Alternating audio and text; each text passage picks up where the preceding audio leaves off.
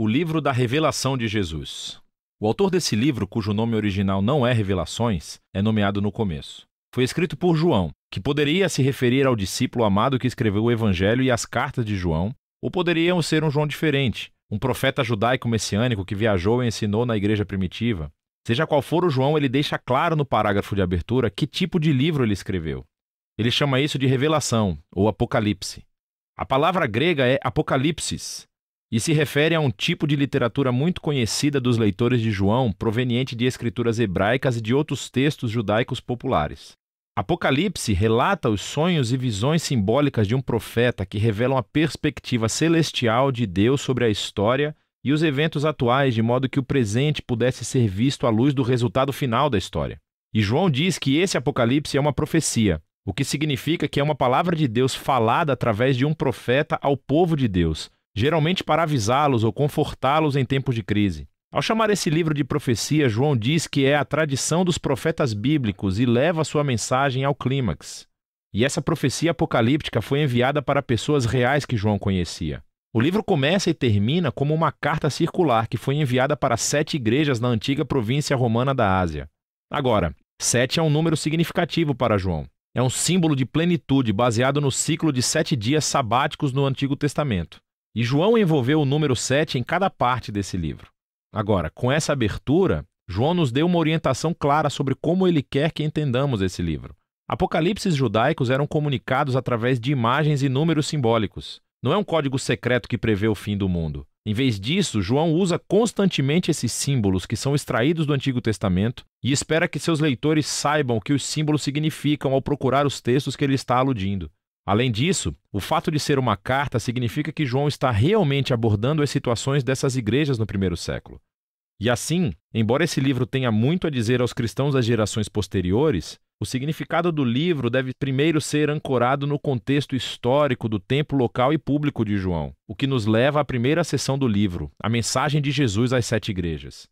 João estava exilado na ilha de Patmos e ele teve uma visão do Jesus ressuscitado sendo exaltado como Rei do mundo. E ele estava em pé, entre 7 luzes acesas. E João disse que isso é um símbolo das 7 igrejas na Ásia Menor que foram adaptadas do livro do profeta Zacarias. E Jesus começa a abordar os problemas específicos que cada igreja enfrenta. Algumas estavam apáticas devido à riqueza e à afluência. Outras estavam se comprometendo. Seu povo ainda estava comendo refeições de rituais a outros deuses e dormindo em templos pagãos. Mas outros entre as igrejas permaneceram fiéis a Jesus e estavam sofrendo perseguição e até violência.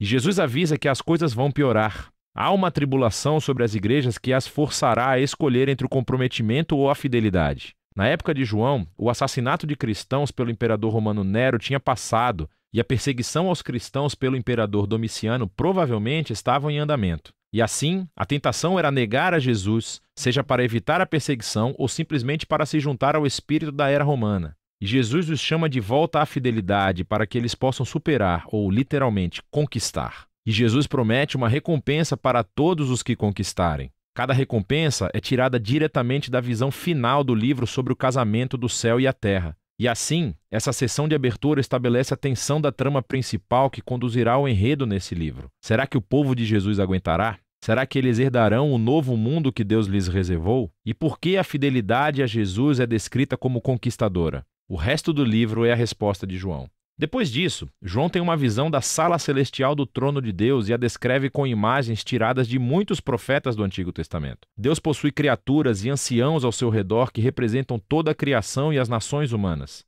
E eles estão dando honra e fidelidade ao único Criador verdadeiro de Deus, que é Santo, Santo, Santo. Na mão de Deus está um pergaminho fechado com 7 selos de cera. Simboliza a mensagem dos profetas do Antigo Testamento e o pergaminho selado das visões de Daniel. Estes são todos sobre como o reino de Deus existirá aqui na terra completamente como no céu. Mas acontece que ninguém é capaz de abrir o pergaminho, até que João ouve sobre alguém que pode. É o leão da tribo de Judá e da raiz de Davi. Ele pode abri-lo. Estas são descrições clássicas do Antigo Testamento do rei messiânico, que traria o reino de Deus através da conquista militar. Agora, isso é o que João ouve. Mas o que ele vê não é um rei-leão agressivo, mas sim um cordeiro sacrificado e sangrento que está vivo, parado ali, pronto para abrir o pergaminho. Agora, esse símbolo de Jesus como cordeiro morto Isso é crucialmente importante para a compreensão do livro. João está dizendo que a promessa do Antigo Testamento do futuro reino vitorioso de Deus foi inaugurada através do Messias crucificado. Jesus venceu os seus inimigos, morrendo por eles, como o verdadeiro Cordeiro da Páscoa, para que pudessem se redimir. Por causa da ressurreição, a morte de Jesus na cruz não foi uma derrota, mas sim a sua entronização. Foi a maneira como ele conquistou o mal. E assim, essa visão conclui com o Cordeiro ao lado do que está sentado no trono. E juntos eles são adorados como o único e verdadeiro Criador e Redentor. E o Cordeiro morto começa a abrir o pergaminho. É um símbolo da sua autoridade divina para guiar a história até a sua conclusão. O que nos leva à próxima seção do livro. Os 3 ciclos dos 7. 7 selos, 7 trombetas e 7 taças. E cada ciclo relata o reino e a justiça de Deus vindo aqui na terra como no céu.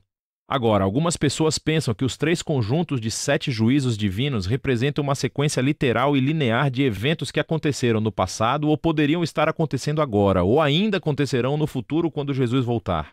Mas observe como João uniu todos os 7. As últimas 7 taças saem da 7ª trombeta e do 7º selo. E as 7 trombetas emergem do 7º selo, como as bonecas matrioscas, cada 7ª continha as próximas 7. Observe também como cada uma das séries de 7 culmina no juízo final e elas têm conclusões correspondentes. Portanto, é mais provável que João esteja usando cada conjunto de 7 para descrever o mesmo período de tempo entre a ressurreição de Jesus e o futuro retorno, de 3 perspectivas diferentes.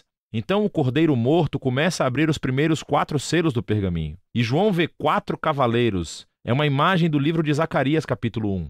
E eles simbolizam os tempos de guerra, conquista, fome e morte. Em outras palavras, um dia tragicamente normal na história humana. Então, o 5º selo descreve os mártires cristãos assassinados diante do trono celestial de Deus, e o grito de seu sangue inocente sobe diante de Deus como fumaça do altar do incenso. E eles são instruídos a descansar, porque mais cristãos ainda estão para morrer. Não nos disseram o porquê, mas nos dizem que não durará para sempre. O 6º selo é a resposta final de Deus ao seu grito. Ele traz o grande dia do Senhor, que foi descrito em Isaías e em Joel. E as pessoas da terra gritam: quem é capaz de suportar?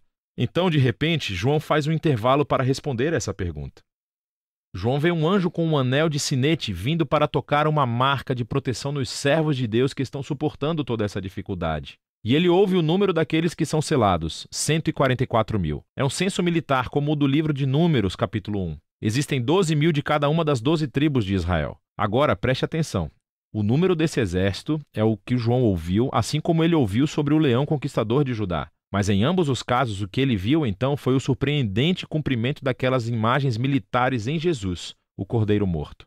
Então, quando ele vê esse exército messiânico do reino de Deus, é composto de pessoas de todas as nações, cumprindo a antiga promessa de Deus a Abraão. É esse exército multiétnico do Cordeiro que pode estar diante de Deus, porque eles foram redimidos pelo sangue do Cordeiro. E agora eles são chamados para conquistar, não matando seus inimigos, mas sim sofrendo e testemunhando como o Cordeiro. Depois disso, o 7º e último selo é quebrado. Mas antes que o pergaminho seja aberto, as 7 trombetas de advertência emergem e o fogo é tirado do altar do incenso. Simboliza o grito dos mártires e é lançado na terra, trazendo o dia do Senhor à sua conclusão. Agora, com as 7 trombetas, João recua e reconta a história novamente, dessa vez com imagens da história do Êxodo. Assim, as primeiras 5 explosões de trombeta repetem a praga enviada ao Egito. Então a 6ª trombeta solta os 4 cavaleiros que vieram dos primeiros 4 selos. Mas então, João nos diz que, apesar de todas essas pragas, as nações não se arrependeram, assim como o faraó não fez na história do Êxodo. Assim, parece que o julgamento de Deus não fará com que as pessoas se arrependam antecipadamente. Então João pausa a ação novamente com outro intervalo. Um anjo traz o pergaminho não selado, que foi aberto pelo Cordeiro. E assim como Ezequiel, João é instruído a comer o pergaminho e depois proclamar a sua mensagem às nações. Finalmente, o pergaminho do Cordeiro está aberto e agora vamos descobrir como o reino de Deus virá aqui na terra. O conteúdo do pergaminho é escrito em 2 visões simbólicas. Primeiro, João vê o templo de Deus e os mártires junto ao altar, e é instruído a medir e separá-los. É uma imagem da proteção tirada de Zacarias, capítulo 2. Mas então, as cortes externas da cidade são excluídas e são pisoteadas pelas nações. Agora, alguns pensam que isso se refere literalmente a uma destruição de Jerusalém, que aconteceu no passado ou que acontecerá no futuro.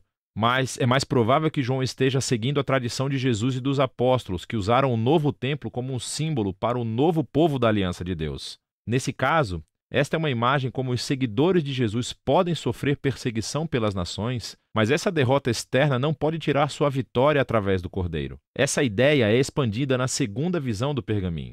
Deus nomeia 2 testemunhas como representantes proféticos para as nações. Mais uma vez, algumas pessoas pensam que isso se refere literalmente a 2 profetas que aparecerão um dia no futuro, mas João os chama de castiçais, que é um de seus símbolos claros para as igrejas. Portanto, essa visão é mais provável sob o papel profético dos seguidores de Jesus que devem assumir o manto de Moisés e Elias e chamar nações e governantes idólatras para retornarem ao único e verdadeiro Deus.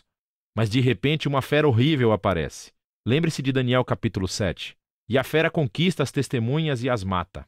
Mas então, Deus as traz de volta à vida e vindica as testemunhas diante de seus perseguidores. E o resultado final é que muitos entre as nações finalmente se arrependem e dão glória ao Deus Criador no dia do Senhor. Agora, pare. Pense nas histórias até agora.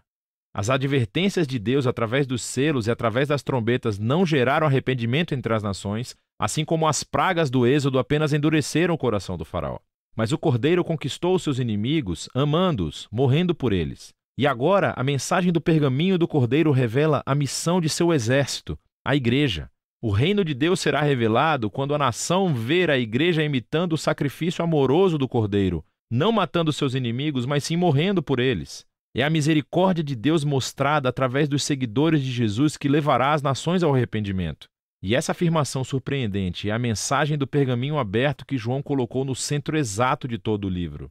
Depois disso, a última trombeta soa e as nações são abaladas quando o reino de Deus vem aqui na terra, como no céu. Então, agora sabemos como a igreja dará testemunho das nações e herdará a nova criação. Mas quem foi aquele animal terrível que travou guerra contra o povo de Deus e como se desenrolará toda a história? João nos dirá isso na segunda metade do livro de Apocalipse.